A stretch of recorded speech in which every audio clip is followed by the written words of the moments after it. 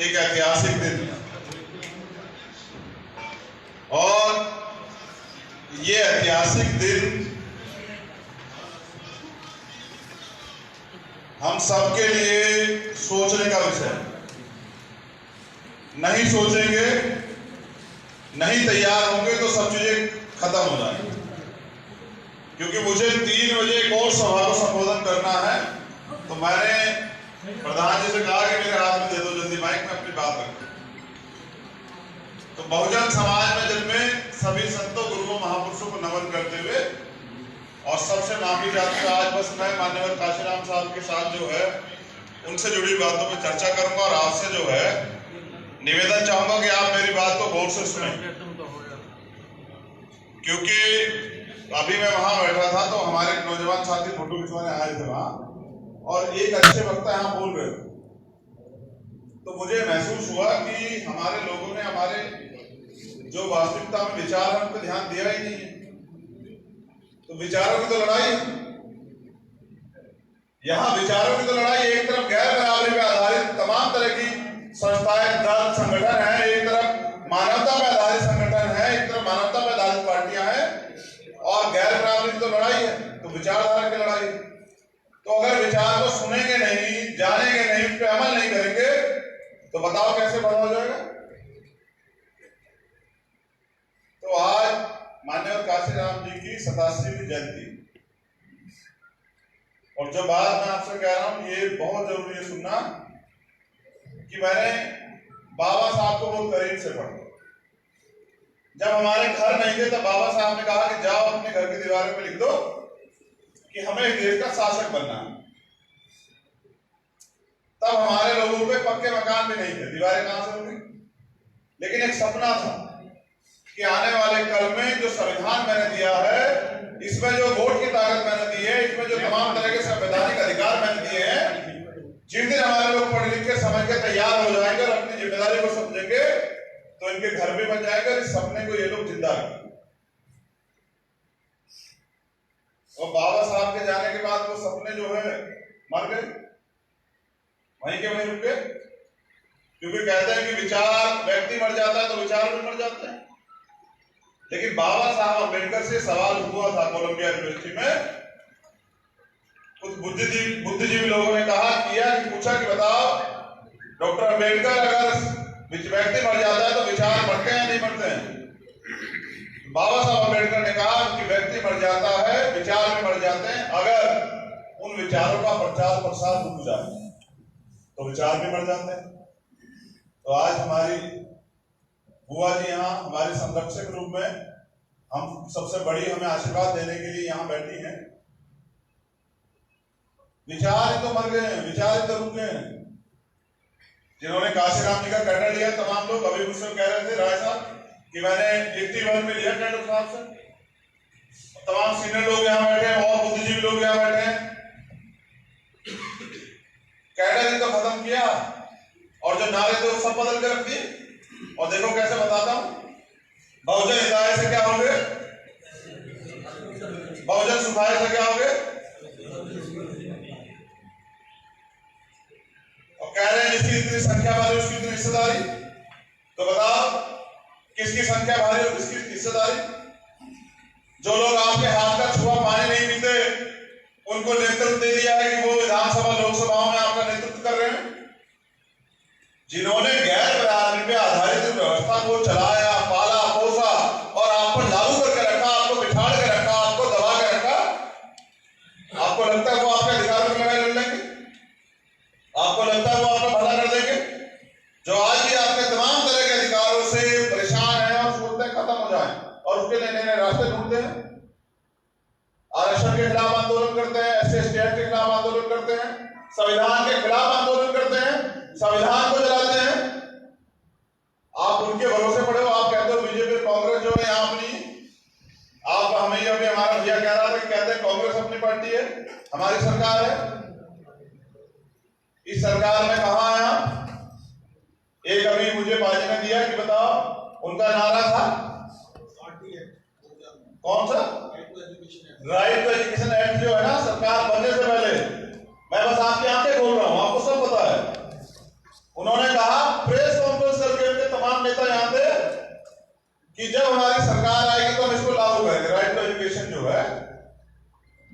इसे लागू करेंगे। और अब उनकी सरकार जाने वाली है, अब तक तो लागू नहीं किया, समझ रहे? तो अगर आपको अपने अधिकार चाहिए तो आपको उसके लिए लड़ना होगा, और बिना संघर्ष के सत्ता कभी नहीं मिलती। ये मान्यवर काशीराम साहब कहा करते थे। तो मैंने जिस दिन महसूस किया कि नहीं, यहां तो सब उल्टा हो गया है, काशीराम जी की विरासत तो है, सिद्धांत तो छोड़ दिए, यहां तो सारे नारे पलट दिए हैं। कहा था वोट हमारा, राज तुम्हारा, नहीं चलेगा, नहीं चलेगा। वोट भी हमारा, राज भी उनका, राज चल भी रहा है, हम लोग हाशिए में भी हैं। कहा था जो बहुजन की बात करेगा वो दिल्ली में राज करेगा, और राज कौन कर रहे हैं? सबका साथ सबका विकास वाले, हम लोग कहां हैं? तो मेरा कहना आपसे ये है, बड़ी बड़ी बातें करने से कुछ नहीं होगा। माननीय काशीराम ने जो कहा था ना, अगर उसे आप पढ़ लें, उसे समझ लें। हम जयंती उत्सव पे इसलिए इकट्ठा हुए, पता क्या? कि हम उनके विचारों का आदान प्रदान कर सके। जो मुझे पता है मैं आपको बता दूं, जो आपको पता है वो आप हमें बता दें, और हम सब मिलकर उनके विचारों पे चलें। तो उन्होंने कहा कि जिस समाज की गैरराजनीतिक जड़ें मजबूत नहीं होती उनकी राजनीति कभी कामयाब नहीं होती। तो गैरराजनीतिक जड़ें मजबूत कैसे होती है? एक जाति से। उन्होंने तो बहुजन बनाया, और बहुजन बना के जो है उन्होंने तमाम तरह के हर समाज के नेता तैयार किए, हर समाज के लोगों को जिम्मेदारी दी, उनको टिकट दिए, उनको विधानसभा लोकसभा में भेजा, उनको उनके समाज के बीच भेजा जोड़ने के लिए। लेकिन हमने तो सब पलट दिया। तो बस मैंने उनसे एक चीज पढ़ी थी, उन्होंने कहा कि मुर्दा लोग मिशन नहीं चलाते और जिंदा लोग रुकने नहीं देते। तो जानिए कि हम जिंदा कौम है, और हम माननीय काशीराम साहब के मिशन को अधूरा किसी कीमत पर नहीं छोड़ेंगे, बिल्कुल नहीं छोड़ेंगे। अपने जीवन का आखिरी कतरा लगा देंगे, और माननीय काशीराम साहब के त्याग बलिदान को, उनके संघर्ष को धरातल पर उतारने का काम करें। जानिए तो सही, अगर बाबा साहब अम्बेडकर जब चले गए थे, जब उनके विचार हो गए थे, माननीय काशीराम साहब ने जो जिंदा किया उनको दोबारा। आप तमाम लोगों ने बाबा साहब अम्बेडकर कब जाना? जब माननीय काशीराम साहब ने साइकिल चला चला के, गली गली जाके, मीटिंगें करके, कैडर करके, आंदोलन करके आपको जगाया, आपको अपने अधिकार बताए। लेकिन क्या माननीय काशीराम साहब को जान पाए हमारे नौजवान? एक संत, एक योद्धा, हाशिए पे बड़े समाज को, जिनको रोटी के अलावा कुछ समझ ही नहीं आता था, उस समाज को राजनीतिक शक्ति का एहसास कराया। और किसके बदौलत? कि जब माननीय दीना भाना वाल्मीकि साहब ने उनसे वहां कहा ये किताब जरा पढ़ना आप एक बार, जब 14 अप्रैल में छुट्टी नहीं मिल रही थी, तो उन्होंने क्या किया कि उस किताब को एक रात में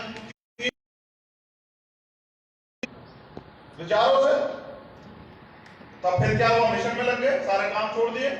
और काशीराम ऐसे नहीं बनता है, हम वहां भी कह रहे थे, सदियों में पैदा होता है काशीराम। एक काशी के रविदास हैं, आपको याद है? नहीं है? काशी बनारस के रविदास भूले तो नहीं हो? है नहीं है? और एक काशी के राम, समझ रहे हो? समझ रहे हो? हमने अपना इतिहास नहीं पढ़ा, उनको जाना नहीं, उनको पहचाना नहीं, उनके रास्ते पे चल रहे, को कैसे मुक्ति होगी? तो हमारे राम काशीराम है, और काशीराम साहब ने संघर्ष का रास्ता दिखाया, और उस संघर्ष के रास्ते को अगर हम पकड़ लें तो दुनिया की कोई ताकत हमें आगे बढ़ने से नहीं रोक सकती। उन्होंने कहा कि जिस कौम को मुफ्त में खाने की आदत हो जाती है ना, वो कभी क्रांति नहीं कर सकती, और जो कौम क्रांति नहीं कर सकती वो कभी शासक नहीं बन सकती, और जो कौम शासक नहीं होती उनकी बहन बेटियों पर रोज अत्याचार होते रहते हैं, उनके तमाम तरह के अधिकार छीनते रहते हैं, उनके ऊपर गुलामी हमेशा थोपी जाती रहती है। तो मैं पूछना चाहता हूं, तमाम बुद्धिजीवी पढ़े लोग यहाँ बैठे हुए हैं, पंजाब से जुड़े हुए लोग, किसने रोक रखा है काशीराम साहब का काम करने से? काशीराम साहब के तो सिद्धांतों में उनका काम है। तो सिद्धांत तो सब में पढ़े, सब में जाना, लेकिन मैंने कहा ना, उनके लिए अगर काशीराम बनना है, क्योंकि काशीराम दोबारा तो नहीं पैदा हो सकता है, अगर काशीराम बनना है या उनके विचारों में चलना है ना सर, तो उनके सिद्धांत पे चलना पड़ेगा। उनका चित्र पकड़ के काम नहीं चलेगा, सिर्फ फोटो पे माला चढ़ाने से काम नहीं चलेगा, उनके जैसा त्याग करना पड़ेगा। अभी में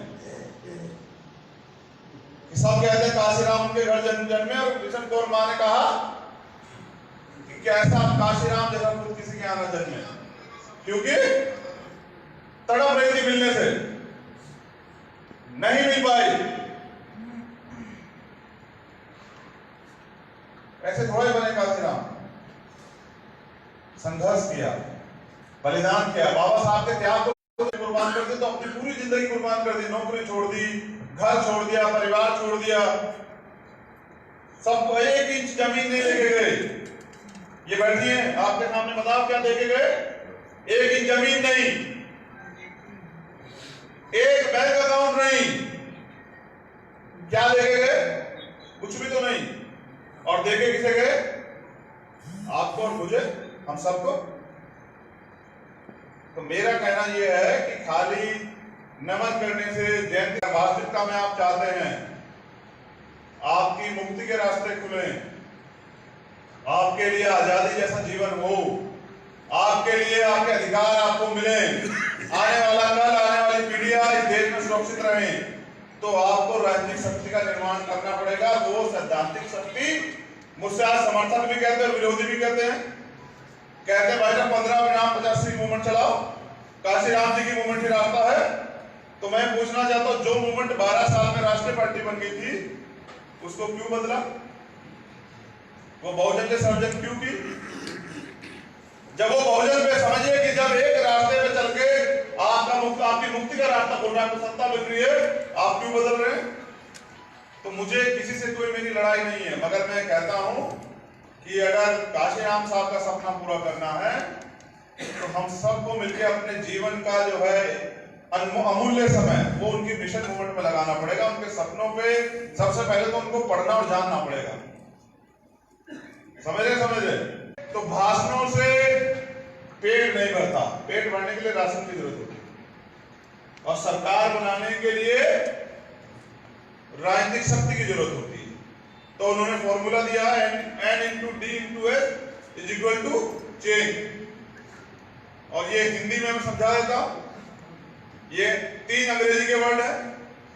N मतलब नीड, D मतलब डिजायर, S मतलब स्ट्रेंथ, और = यानी कि अगर ये तीनों आपका तैयार हो गया तो फिर आप परिवर्तन कर सकते हैं। और क्यों नहीं चाहते पंजाब के लोग कि परिवर्तन हो? काशीराम साहब कहते थे कि दूसरों के महलों से ज्यादा जो है अपनी झोपड़ी अच्छी। बताओ, दूसरे के महलों में बैठ के जिन्होंने कभी आपके भले के लिए आवाज नहीं उठाई, उनके महलों में बैठ के कह रहे हैं कि हमारी सरकार है, आप अपना एक एजेंडा तो लागू करवा दो। वहां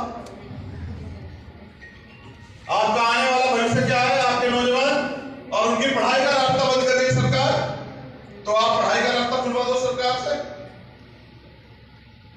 मैं ज्यादा समय पंजाब में इसलिए नहीं देता क्योंकि पंजाब की धरती से जो है ना बल मिलता है, इतिहास बल देता है। और बाबा साहब अम्बेडकर ने राष्ट्रपिता ज्योतिबा फुले को अपना गुरु माना, देखा नहीं उनको? देखो काम की बात बता रहा हूं, जो लोग बड़े बड़े भाषण देते हैं, कहते हैं कि नहीं हम उत्तराधिकारी, हम विरासत के मालिक हैं। बाबा साहब अम्बेडकर ने राष्ट्रपिता ज्योतिबा फुले को देखा नहीं। 1890 में 91 में बाबा साहब पैदा हुए, तो जो 1 साल बाद पैदा हुए हो उन्होंने कैसे देख लिया ज्योतिबा फुले को? लेकिन ज्योतिबा फुले के विचार सुन के, पढ़ के, परिवर्तन का रास्ता चुन के उन्होंने उनको गुरु माना। और मैंने काशीराम साहब को इसलिए गुरु माना क्योंकि मैंने देखा कि एक एक क्षण मैं उस धरती से आता हूं जहां मानव काशीराम साहब 96 में चुनाव लड़े सहारनपुर, और काशीराम को उस समय नकली राम थे वहां, इन्होंने हरा दिया असली राम को। असली राम को नकली राम ने हरा दिया, क्योंकि अगर उस समय बाबूजी जीत जाते तो ऐसा माहौल बना हुआ था मानव काशीराम साहब ने कि 96 में आपका प्राइम मिनिस्टर बन जाता, और सत्ता की कुर्सी पे जहां सपना देखा करते थे बाबू साहब कि हमारा प्रधानमंत्री बने, वहां जो है आपका राज होता। लेकिन कहते हैं ना कि दुश्मन से ज्यादा, जैसे मैं आपसे कह रहा हूं, क्या आप क्या सोचते हैं ब्राह्मणवादी व्यवस्था आप इस बात का वो है कारण कि आप गुलाम हैं? गुलाम आदमी अपनी सोच से होता है। आपकी गुलामी का कारण आप खुद हैं और हम सब हैं। और कारण कैसे बताऊं? अगर आप एक आम का पेड़ जब वो तैयार होता है तो उसकी सुरक्षा भी करते हैं, उसकी देखभाल भी करते हैं, उसमें खाद पानी भी देते हैं, उसको तैयार भी करते हैं, तब जाके फल देता है। वो एक आम का पेड़ है। लेकिन बाबा साहब ने हमारे लिए सबसे बड़ी पूंजी क्या दी? भारतीय संविधान। क्या हम उसकी रक्षा कर पाए, उसकी देखभाल कर पाए? और इस तरह से माननीय काशीराम साहब ने सिद्धांत दिए कि जिसको समाज उनकी भी रक्षा नहीं कर पाए तो फल तो समाज चाहता है, लेकिन ना देखभाल करना, संघर्ष करना चाहता, ना आंदोलन करना चाहता, तो कैसे मिलेगा फल? अगर आप ये सोच बैठे घर आके फल मिल जाएगा, तो गुलामी का फल आप जरूर खा सकते हैं, आजादी का जीवन आप नहीं जी सकते। और बाबा साहब अम्बेडकर ये कहते हैं कि गुलामी के 1000 साल और आजादी का 1 घंटा, वो 1 घंटा गुलामी के हजारों साल से बेहतर है। तो मैं यहां इसलिए हूं क्योंकि इतिहास बल देता है, इस धरती से मुझे बल मिलता है, मेरी बुआ के पैर छू के मुझे जो है ताकत मिलती है। और मैं इस संकल्प के साथ यहां कि अगले बार जयंती में नहीं आऊंगा, 2022 में एक अच्छा रिजल्ट देंगे और माननीय काशीराम साहब का जो अधूरा कर्ज हमारे ऊपर है उसको हल्का सा चुका के तब आऊंगा इस दर पे। ये विश्वास दिलाने के लिए यहां आया हूं कि बुआ जी से बात कभी नहीं करती, ना कोई और मदद मांगती है, कहती है बाबूजी का सपना पूरा कर देना। तो बताओ इस परिवार ने क्या लिया आपसे? आपने क्या दिया इस परिवार को? कम से कम उनके आंसू तो पूछ लो, कम से कम उनकी जो दिल में दर्द है वो तो पूरा कर दो। वो ऐसे बाबा साहब चले गए, ऐसे काशीराम साहब चले गए, ऐसे जो कोई और होगा वो भी चला जाएगा, लेकिन हमारे लोग सो रहे हैं। तो सोए हुए को तो जगाया जा सकता था, लेकिन अगर हमारे समाज की तरह कोई दर्द मार के पड़ जाए ना, आंख बंद करके झूठ लेट जाए और वादा कर ले मुझसे नहीं उठूंगा, उसको नहीं जगाया जा सकता। जिनका राजनीतिक प्रतिनिधित्व तो नहीं होता वो समाज मरा हुआ समाज होता है, और मरे हुए समाज को, मरे हुए व्यक्ति को दफनाया जाता है, जलाया जाता है। मरा हुआ व्यक्ति कभी क्रांति नहीं करता है। और अगर आप क्रांति करना चाहते हैं तो आज तो आप आर्थिक रूप से मजबूत हैं, आपके अंदर बोलने का जज्बा भी है। पंजाब के तो वक्ता इतने अच्छे हैं कि जब भाषण देते हैं तो आप अपनी लड़ाई भी लड़ सकते हैं, तो फिर पीछे क्यों हैं भाई? समाज भी वही काम चाहता हो जाए और आप भी वही काम चाहते हो जाए, तो फिर क्यों नहीं हो रहा है? तो हो इसलिए नहीं रहा है क्योंकि माननीय काशीराम साहब कहते थे बुआ जी कि अगर तमन्ना अगर सच्ची हो तो रास्ते 1000 होते हैं, और तमन्ना अगर झूठी हो तो बहाने 1000 होते हैं। हमारे लोगों की तमन्ना जो है वो सच्ची नहीं होती बस। और मैं इस दर पे आपसे कहना चाहता हूँ, भीम आर्मी के हमारे तमाम नेता बैठे हुए हैं और आजाद समाज पार्टी के भी, अगर तमन्ना सच्ची करनी है ना, अगर महापुरुषों का सपना पूरा करना है, उनके त्याग बलिदान को एक दौर पे लेके जाना है, एक नया इतिहास लिखना है, तो फिर समर्पण की भावना से काम करना पड़ेगा। वो समर्पण जो है ना वो जोड़ने से आएगा, तोड़ने से नहीं आएगा। ये सामाजिक लड़ाई है, समाज की लड़ाई है, इसमें व्यक्तिगत कोई सम्मान अपमान नहीं हो सकता है। क्योंकि माननीय काशीराम साहब ये कहते थे अगर आप समाज के बीच में जा रहे हो और वो आप ये सोचते हुए इतने समझदार है कि एक बार में आपकी बात को समझ जाएंगे, तो ये आपकी बेवकूफी है। क्योंकि उनको तो बाबा साहब अम्बेडकर भी नहीं समझा पाए, तो वो आप जब उनके बीच में जाएंगे तो आपका विरोध भी करेंगे, आपको अपमानित भी करेंगे, आपको गाली भी दे सकते हैं, आपको लड़ भी सकते हैं। आपका काम उनसे लड़ना नहीं, उनको सिर्फ समझा के तैयार करना है। और जिस पेड़ से आप फल चाहते हैं उसे तैयार होने में समय लगता है। पूरी दुनिया में माननीय काशीराम साहब को मानने वाले लोग हैं, फिर माननीय काशीराम साहब का सपना पूरा क्यों नहीं हो रहा है? क्योंकि ना तो काशीराम साहब को जान रहे हैं, ना उनके रास्ते पे चल रहे हैं। बस वही कह रहे हैं कि काशीराम तेरा सपना पूरा अधूरा, हम सब मिलकर करेंगे पूरा। जिसका पेट भर जाता वो कहता मेरा तो हो गया पूरा, और बाकी का करेगा कोई और पूरा। तो इस वजह से हमारे मूवमेंट पीछे, ये मूवमेंट एमके बनने की नहीं है, यह आंदोलन था सामाजिक परिवर्तन और आर्थिक मुक्ति का आंदोलन, जिसमें माननीय काशीराम साहब कहते थे कि हमें सत्ता के साथ व्यवस्था में परिवर्तन करनी है। गैर बराबरी पे आधारित वो व्यवस्था जिसने हमें आज भी गुलाम बना कर रखा है, जिसकी वजह से शोषण होता है, वो सब हमें खत्म करनी है। तो मैं आपसे कहना चाहता हूं कि भाई मेहनती तो आप बहुत है, और काम भी बहुत करते हैं और आर्थिक रूप से इतने संपन्न भी अपनी लड़ाई लड़ सकते हैं, तो क्यों ना मिलकर इस कारवा को आगे बढ़ा लें? क्यों ना माननीय काशीराम साहब का सपना पूरा कर दें? इसमें कितनी विधानसभा है पंजाब में? 117। और यहाँ तो 117 से कई गुना लोग बैठे हुए। अगर एक एक आदमी भी तय करके पूरी ईमानदारी से अपनी अपनी विधानसभा में काम कर ले तो 117 के 117 विधानसभा माननीय काशीराम साहब के रास्ते पर चल के हम लोग जीत सकते हैं। और जब राज हमारा होगा तो काम किसके होंगे? जब राज हमारा होगा तो नीतियां किसके लिए लागू होंगी? जब राज हमारा होगा तो क्या किसी बहन बेटी पर अत्याचार हो पाएगा? क्या कोई अधिकार छीन पाएगा? कोई आपकी जमीन दबा पाएगा? क्या आपको कोई सता पाएगा? क्या आपके महापुरुषों का अपमान होगा? मुझे बस इतना आपसे कहना था, बाकी मैं कुछ लोगों को इंट्रोडक्शन करवा देता हूं। आइए, आप हेमंत तोमर है, हमारे प्रभारी हैं पंजाब के, और ये आपको लगातार मिलते रहेंगे। मैं चाहूंगा कि आप इनको समय दें, मीटिंगें करवाएं कि अपनी बात को आप लोगों के बीच सहयोग से जनता के बीच में लेके जाएं। पहली बात, ये हमारे पंजाब के प्रधान है आजाद समाज पार्टी के राजीव कुमार लवली जी, ये भी आपके बीच में रहेंगे। मैं उम्मीद करूंगा कि आप इनको मदद करेंगे। ये एडवोकेट इंद्रजीत जी हैं, मैं अनुरोध करूंगा कि आप इनकी मदद करें। ये सब लोग अपने घर का काम छोड़ के अपने महापुरुषों के आंदोलन को आगे बढ़ाने के लिए निकले हैं। ये सतविंदर गुरु जी हैं, मैं इनका भी आपसे परिचय कराना चाहता हूं। यहाँ मंजीत सिंह नोटियाल है, हमारे भीम आर्मी के राष्ट्रीय उपाध्यक्ष हैं, और ये भी आपके बीच आते रहेंगे। इनके बाद कमल कुमार बराड़ा जी हैं, हमारे हरियाणा के भीम आर्मी के प्रदेश अध्यक्ष हैं। बुआ जी को तो आप जानते ही है। हमारे पंजाब के प्रधान बलबीर गर्चा जी हैं भीम आर्मी के, मैं उनसे भी अनुरोध करता हूं कि वो भी आपसे तस्वीर दें। हमारे जसवंत राय जी हैं, जो बहुजन समाज पार्टी के उत्तराखंड के प्रधान थे और आज अपने घर में जो है वापसी करके आजाद समाज पार्टी कुल में शामिल हुए, मैं उनका भी धन्यवाद करता हूँ। और भी ये कुलविंदर भाई जी हैं हमारे साथी, और ये बिट्टू रविदासिया जी हैं, विजय जसन भाई हैं, और एक और हमारा साथी नौजवान यही बैठा था, वो कहाँ गया?